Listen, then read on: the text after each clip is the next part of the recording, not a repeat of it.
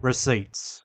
20-year-old receipts, and it's time to cash them in. This is Scott Pendlebury week, celebrating Scott Pendlebury breaking the VFL AFL record for most games played. We're 4 days away as of this recording, and I thought it'd be a fun activity to look at some old big footy reactions to Scott Pendlebury prior to his debut. So this goes all the way back to October 1st, 2005, all the way through to the end of May 2006, made his debut June 3rd against Brisbane, ironically round 10 as well. He was wearing the number 16 in that debut game, first kick, first goal club. But with this video, it's not just a matter of looking at some terrible opinions, it's also going to look at some praise for Scott Pendlebury, people that were on the money 20 plus years ago. Now, I'm not going to look at every single Scott Pendlebury opinion from the end of 2005 through to early 2006, and also his first season at Collingwood. There's quite a few opinions from 2006, previewing 2007. I thought sort of nitpicking this one, looking at some rather funny comments and some big calls regarding Scott Pendlebury, the good, the bad,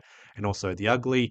Just a heads up as well for this video, these accounts are 20 plus years old, so I'm not sure if these people are alive to this day. I'm not sure if they're still active on BigFooty or on the internet or anywhere on social media, so please don't go and harass these people. I know it's BigFooty, but just don't harass these people. This is all tongue-in-cheek, a good chance to look back at some Scott Pendlebury opinions and just give my thoughts and reactions to them as well. So I'm going to put myself in the bottom corner, display all these opinions on screen, and we'll go all the way back to October 3rd, 2005. Here we are. So October 3rd, 2005, there was a thread made regarding Collingwood's draft picks. Now, we had picks 2 and 5. We got a priority pick for 2 bad seasons. We had just come off the 2003 grand final loss, and we somehow, 24 months later, had a priority pick. That's to be debated. Looking back on it now, it's pretty stupid, but I digress talking about that. So Collingwood had picks 2 and 5 in the 2005 national draft. Bit of contention on who we're going to draft in this 2005 draft at the time. Gippsland Power had all the draftees, all the youngsters, all the potential wrapped up in one club only. So for us, we were looking at the Gippsland Power. There was Dale Thomas, there was Scott Pendlebury, and there was also Xavier Ellis coming through. So regarding pick 2 and 5 and the 2005 draft, the first thing that stood out for me, this is Brad Rowe, 32. I'm not sure about picks 2 and 5, but I reckon we get Pendlebury from Gippsland with pick 21, if he's still around. He looks like a very accomplished player, reminds me very much of Del Santo. Vinny Vegas responding, Pendlebury is nothing like Del Santo, which he was right in the end, but I wouldn't mind him at pick 21, provided all of Nathan Jones, Oakley Nichols, good old Jared Oakley Nichols, Travis Varco, Andrew Swallow, Dale Thomas, Richard Douglas, and Darren Pfeiffer are all off the board. Unbelievable. Oakley, Nichols, Pfeiffer before Pendlebury. Unbelievable. It could potentially happen that all of those players are gone, but if any of them were there, we'd have to take one of them. Or one. I want to add mayo to it. So, yeah, Brad Rowe and Vinny Vegas, not a back and forth, but just talking about Pendlebury being picked up, possibly pick 21 at the time. And I had to go back as well to Big Footy and the Phantom draft and predictions for the draft, where Pendlebury was slated to go anywhere between pick 15 all the way through to pick 40. So end of first round, all the way through to early third round, that sort of range. He was almost certified as a second round draft pick, whether it was early second round or late second round. He was going to be slated to be, yeah, 15 to 40 range, that sort of draft selection. And Mark Murphy was a lock at pick 1 for Carlton. Xavier Ellis was the wild card in the top 5, and Dale Thomas was also up there. So Pendlebury at the time was nowhere near the top 5, and we'll go into, I guess, updates regarding these opinions before the draft and after the draft. But there were some updates in early October. It was the trade period. We traded Richard Cole to Essendon for pick 23. Looking back on that, that is a steal and a half. But that pick never eventuated, and I'll explain why. But Brad Rowe, 32, responding to another comments, the responding comment, I'm not worried, and neither will anyone else be when we pick up Pendlebury, Muston, Douglas, Oakley, Nichols, Grimer, Jones, hopefully, with the pick we got for him. Good riddance to fat rubbish. That was a Collingwood supporter making that comment about Richard Cole. Brad Rowe responding, I want Pendlebury. Just love the way that kid moves. All class. Sheehan said he reminds him of Del Santo. I'd be happy if he was half the player. Oh, Brad Rowe, you'd be happy if he was twice as good as Del Santo. Longy413, an Essendon fan responding, if you get Pendlebury with this pick, I will vomit. He has so much Del Santo about him, it isn't funny. He isn't as good in traffic, but by God, he kicks the ball like him. He isn't as good in traffic. That's a sensible Essendon fan 20 years ago. He didn't know what was coming with the amount of pain for the next 20 years. But Pendlebury, not as good in traffic. Uh, that's contentious, to say the least. But I'll fast forward to November 9th, 2005, so 2 weeks before the draft, and there was a few draft write-ups on specific players. Pendlebury had his own write-up, and there was a few opinions, contentious ones, and I picked out or nitpicked some of these ones. HBF with a comment responding to someone. In my opinion, Cypher, that was the guy who I think did the write up. I'd have to go back and double check, but HBF responding to a draft write up. In my opinion, Cypher, Carlton need to pick footballers, not athletes or project players. I'm still hoping Matty Spanger is still available at pick 20, should we not get Josh Kennedy. Now, Carlton ended up getting Josh Kennedy and trading him to West Coast for Chris Judd in the end, but Matt Spanger before Pendlebury. Now I've seen it all. Bork Gork. Bork Gork. I'm not going to repeat that, but Bork. I wasn't going to repeat that, but strange username. That's the thing about BigFooty. There's quite a few funny usernames and whatnot. Gork. I'll just call him Gork, responding. Interesting on the hand span for Pendlebury. Along with his basketball background, and that was a bit funny at the time, and still is to this day, definitely explains the unique ball handling skills he often displays. Really uses this to his advantage in gathering the ball and evading opponents, able to easily grab one hand off ground and carry ball high up. Is still raw footy wise and will probably take a while to get to AFL level, but potential is huge. Well, that potential was huge. That's an understatement. Good spot on the good vision trait. I've heard few people say he lacks vision and spends too much time trying to do too much with the ball. Don't agree with that assessment, and I don't agree with that either. Most players cannot evade opponents as well as Scott, nor are they as agile. So where others have to quickly dispose / under pressure to avoid being tackled, Scott can do a dance and dispose of the ball in the clear, and he's doing that still in 2026. This did not always pay off this year with teammates not always knowing his next move, but with more experience and in a highly structured environment, he could prove very valuable. Oh, he's very valuable, all right.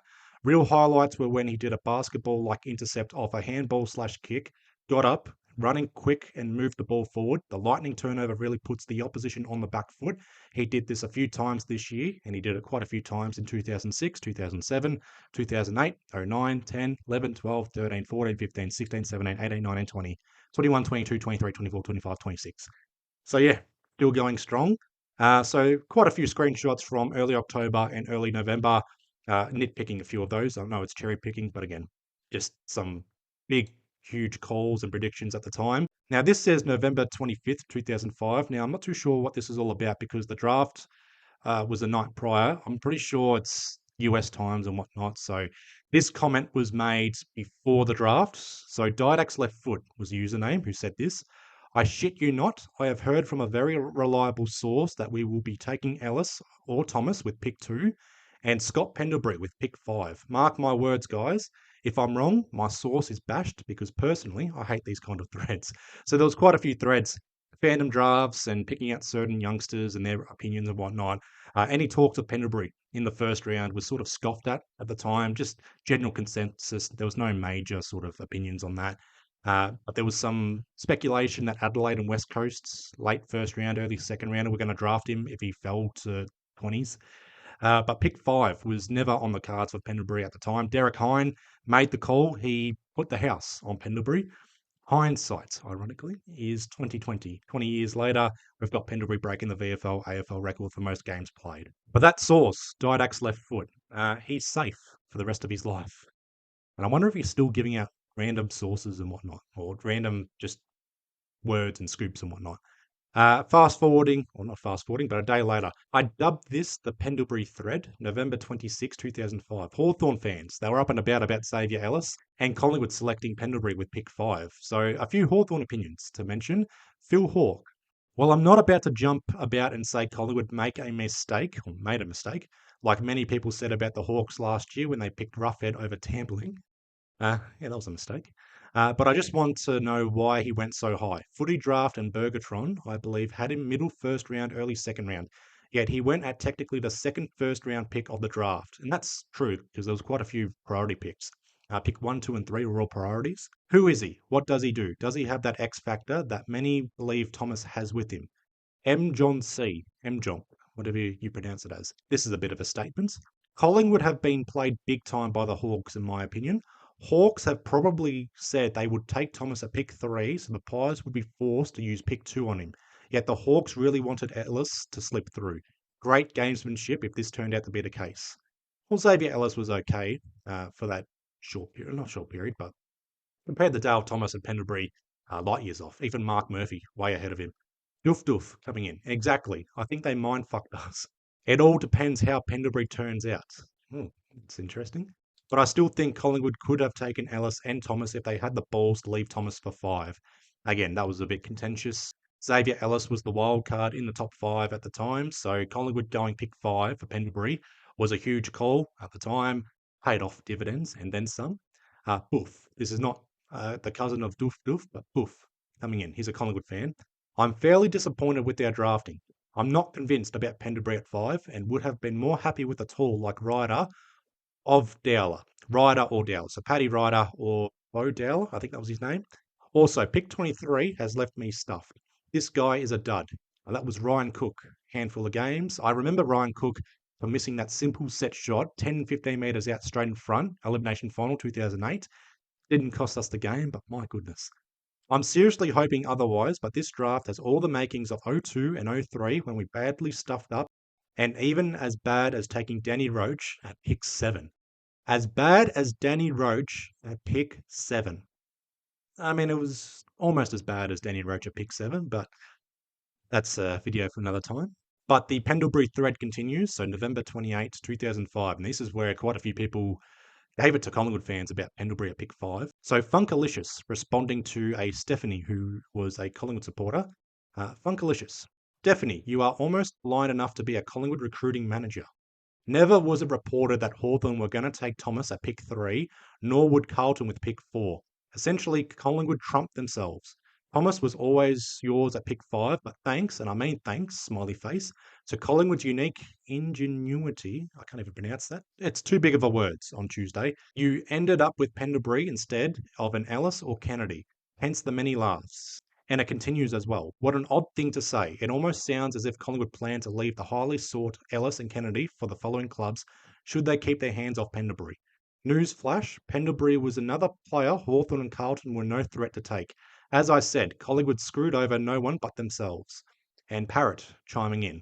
It's a little sad, isn't it? The Pies had a chance of picking up 2 top 5 players and instead got 2 ranked between 7 and 15.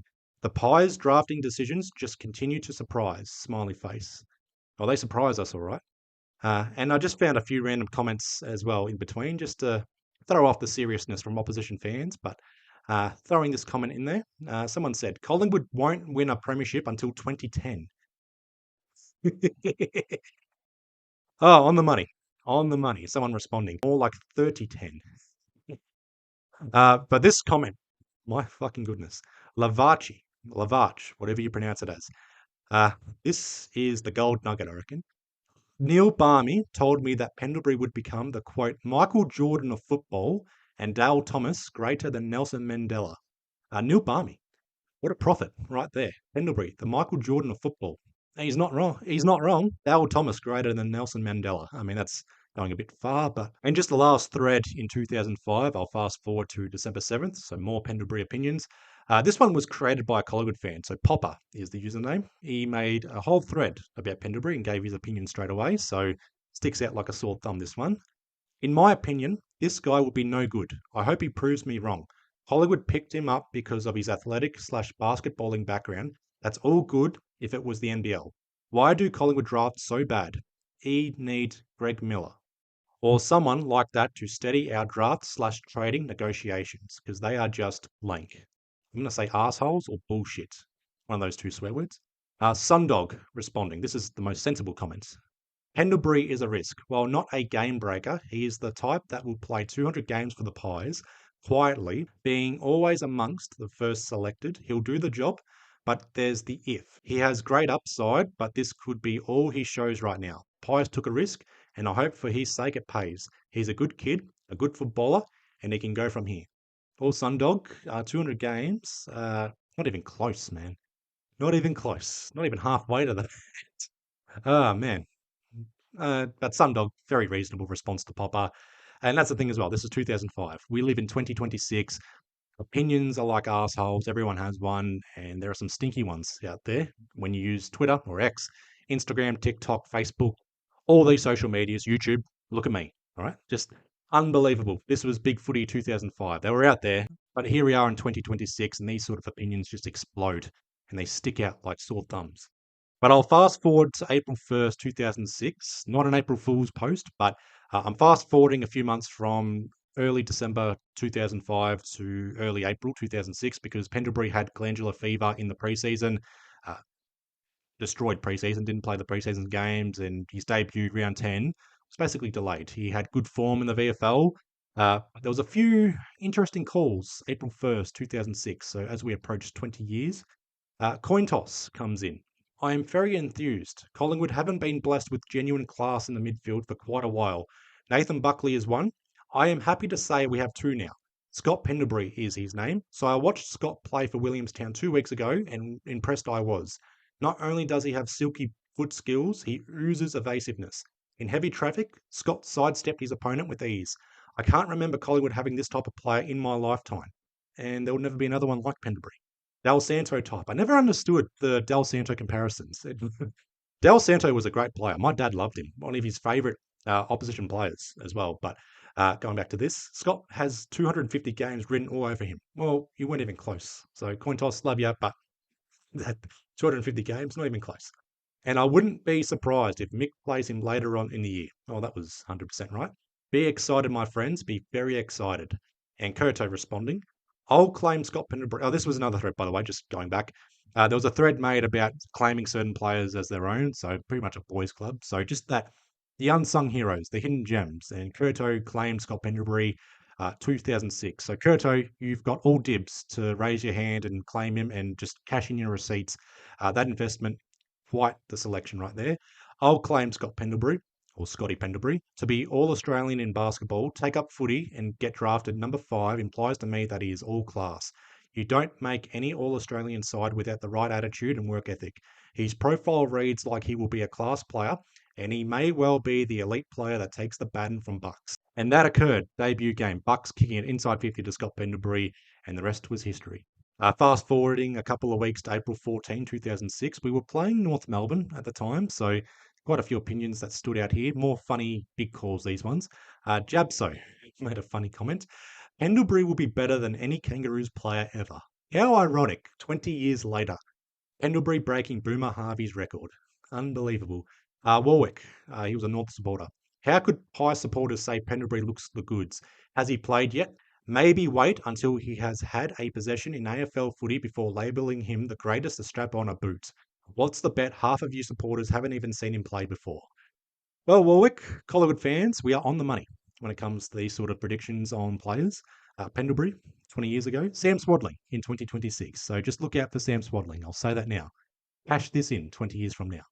I'll fast forward a few days to April 19th, so Jabso again. This was regarding David Schwartz. I think he was on SEN or 3AW, one of those radio shows.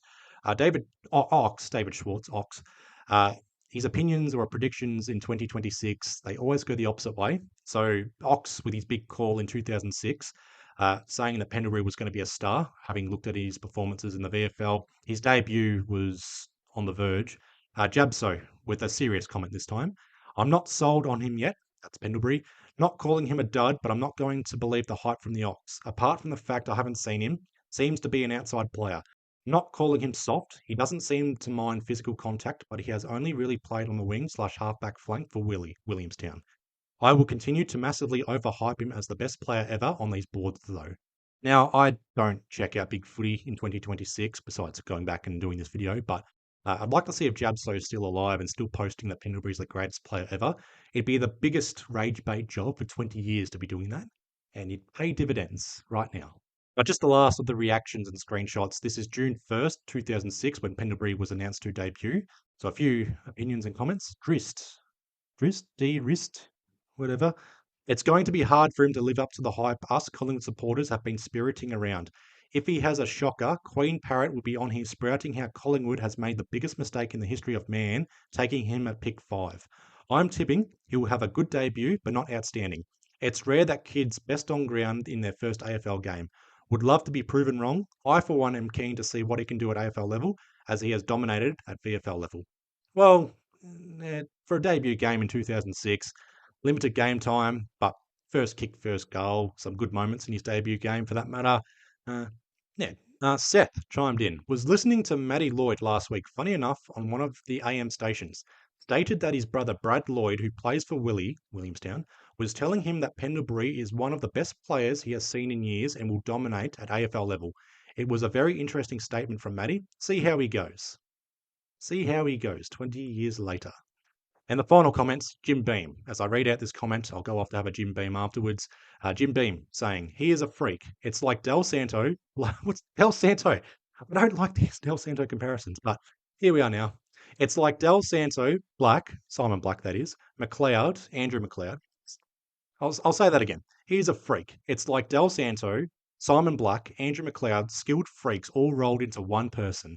If he is half as good as any of those three, we will be laughing. If he is better, then I feel sorry for the rest of the competition. 4 years until we know for sure. Oh, we found out quite quick that Pendlebury is one of one. Rolled up, or Del Santo, Black, and Cloud all rolled into one. I mean, is it far off? That is, yeah, Jim Beam. Have yourself a Jim Beam for that one. That's all for this video. I'd love to look at current reactions and the gold number 10 and Pendlebury breaking the record and opposition fans being up in arms, how he doesn't deserve the record and how many games does he play on the road. The carry on from opposition fans is unbelievable. Just relax. If you're an opposition fan watching this, my only advice, if you don't like this, don't watch it. All right. There is Geelong v Sydney at Cardinia Park, same time. Just watch that. But if I made a video looking at current reactions to Scott Pendlebury breaking the record, I'd be here for multiple hours and I'd be fatigued. I mean, I'm a little bit fatigued talking about Pendlebury this week, but we are approaching him breaking the record, so now's the time to celebrate if you paced it out correctly. And I'll wrap up the Scott Pendlebury hype as I'll preview the West Coast game Wednesday, and then team selections final word video Thursday, and then I'll upload a YouTube short, the evolution of Scott Pendlebury from game 1 all the way through to game 433. And then I'll review the West Coast game on Sunday. I am going to the game, seeing greatness and history made, and then I'll be going out afterwards. So Sunday will be the review of this game. I can't even think about the game right now. I'm just so happy about Scott Pendlebury. It's starting to kick in as I make these videos, but I'll leave you guys all to it. Hoping you guys have had a good week so far. Please be well, please be safe, and I'll see you guys for the round 11 preview. Up the Pies, up Pendlebury.